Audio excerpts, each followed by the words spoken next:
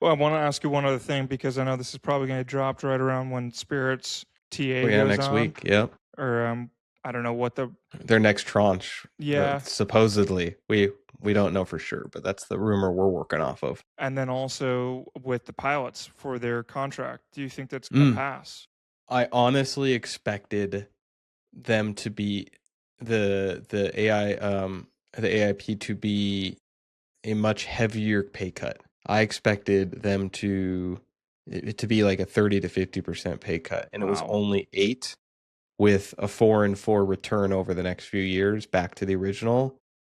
So I think it, you know, I don't know. I I think it makes sense for the pilots to agree to it because otherwise they go out of business when they have no jobs.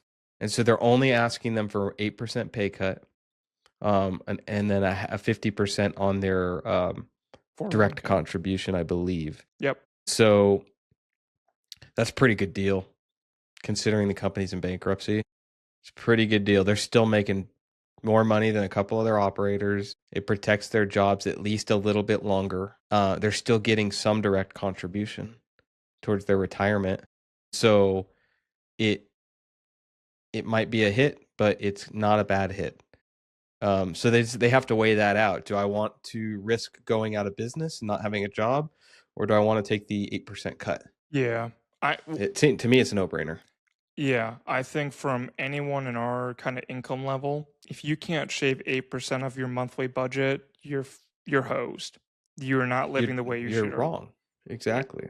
And so that's my point of view in that sense. And maybe it's a little bit higher because if you want to keep that high um, 401k and you need to put that other 8%, if make up the difference in that way. But I don't think it's going to sink anyone in that sense. And everyone has their own financial issues, right? So maybe, but Well, are you gonna vote on a contract when, like Scott said, it's lukewarm in a matter of what they're asking for? It's not detrimental where you're gonna be like, oh my god, I cannot afford my mortgage anymore. That's basically what it comes down to, in my opinion. and it's you know, I make this joke all the time, but you can't live off the money we make. It's not my fault you have a bunch of ex-wives and tons of kids from them.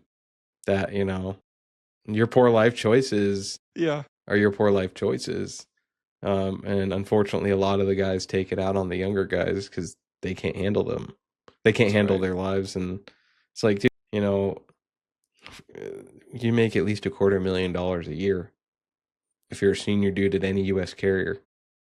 If you can't live off of that comfortably, you're the problem. Yeah, that's the reality because the general public does not give a damn when you're making that kind of money. They really don't. No, Yeah. So, yeah, man, that's my 2 cents on that's a it. fantastic 2 cents. I will take that and deposit it.